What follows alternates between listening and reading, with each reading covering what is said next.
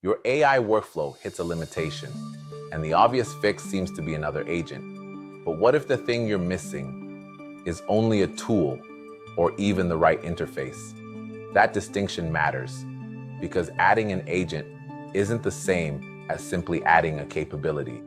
You're also introducing more orchestration and maintenance complexity. Now, there's another agent that has to fit into the workflow.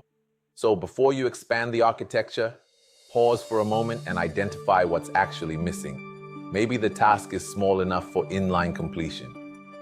Maybe it calls for a chat-based interaction because the generation will be larger and iterative.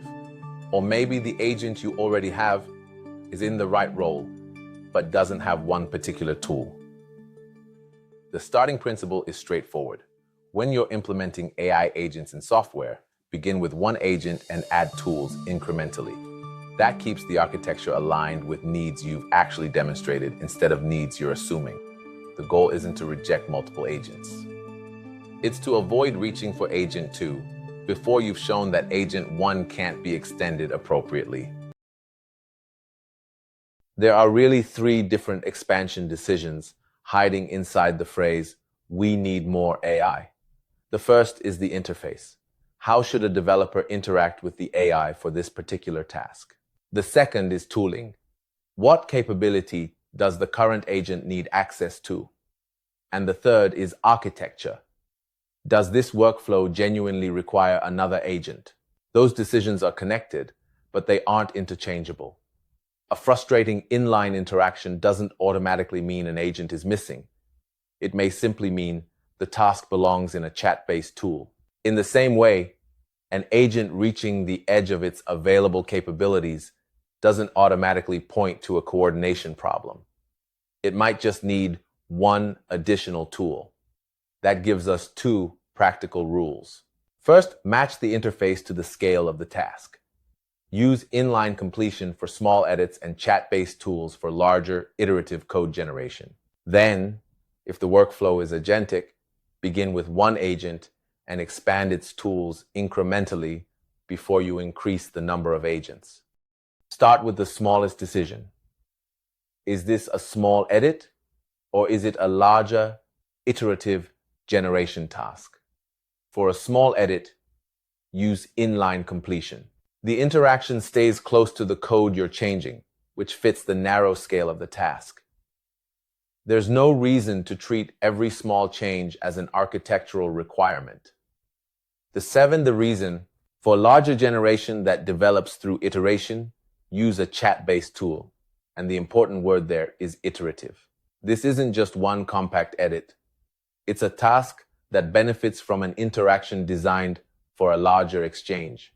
Choosing chat in that situation changes how the developer works with the AI without adding another agent. This is your first diagnostic checkpoint. When an AI-assisted workflow feels constrained, ask whether the interface actually matches the task before you change the architecture. If you're handling a small edit through an unnecessarily expansive interaction or forcing a larger, iterative task into inline completion, the limitation may just be a mismatch in interaction mode. Fix the interface first. Then evaluate whatever remains unresolved. If the interface already fits the task, move to the next checkpoint. Does the existing agent simply lack a tool? Begin with one agent and add tools incrementally. Think of this as controlled expansion. You're not assuming that the entire agent architecture has to grow. You're identifying one particular missing capability and asking whether a tool can provide it. The word incrementally is doing a lot of work here. Add a tool in response to a demonstrated need, and then reassess the workflow. If that tool addresses the limitation, the system has gained the reach it needed without introducing another agent. That also gives this decision a clear boundary. You're not claiming that one agent can solve every possible workflow. You're just checking the simpler explanation first. Maybe the agent already has the right place in the workflow, but it doesn't have enough tooling. If that's the case, increasing its reach is a more direct response than increasing the number of agents. Interface first. Then, tools with every expansion tied to the task that's actually in front of you. Here's the midpoint turn. Adding capability and adding coordination aren't the same move. A tool expands what the existing agent can access or do inside the workflow. Another agent changes the architecture and introduces orchestration and maintenance complexity. That doesn't make another agent inherently wrong. It just means the decision comes with a different kind of consequence. Picture the limitation as a locked door. A tool might be the missing key. If you add another agent before checking for that key, you're changing the team around the door without first establishing whether coordination was actually the problem. That metaphor is analysis, not a performance claim, but it makes the decision easier to see. A system can become broader in capability while also becoming more involved to operate. So, more capable doesn't automatically mean better matched to this task. Before adding an agent, separate the capability question from the coordination question. What's missing? If the answer is a tool, add the tool. Consider expanding the architecture only after the limitation survives that test. Now we can put together the full expansion ladder. Step 1. Classify the task. Is it a small edit or is it larger iterative code generation? Step 2. Match the interface. Use inline completion for the small edit. Use a chat-based tool for the larger iterative generation task. Step 3. If the implementation is agentic, start with one agent. Observe the limitation at that level, instead of assuming that you need a more elaborate architecture. Step 4. Determine whether the existing agent needs another tool.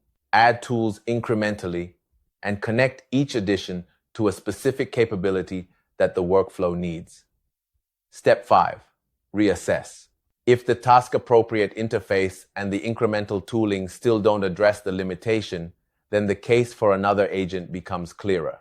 This ladder isn't an argument that every workflow has to stop at one agent. It's an escalation order. Each step asks a narrower question before you move to a more complex architectural choice.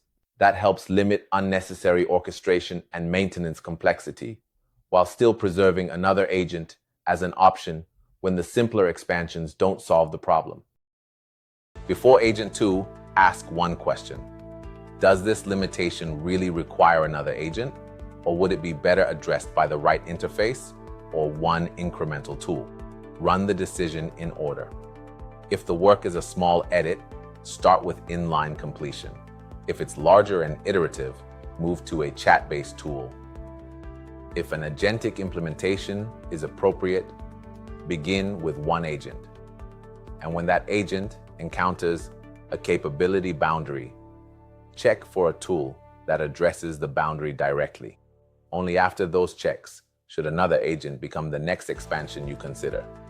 This is an interpretation of the verified guidance, not a claim that there's a universal threshold for multi-agent systems. The point is to make architectural growth follow demonstrated requirements. The payoff is a workflow that expands deliberately. Interface by task size, tools by missing capability, and agents only after you've tested the earlier choices. Before you add another agent, make sure you aren't trying to solve an interface problem or a tooling problem with architecture. Now, apply the framework to one real task in your own development workflow. First, classify the task. Is it a small edit or larger iterative generation? Choose inline completion for the small edit, and choose a chat-based tool for the larger iterative task. Then look at your existing agentic setup, if you have one.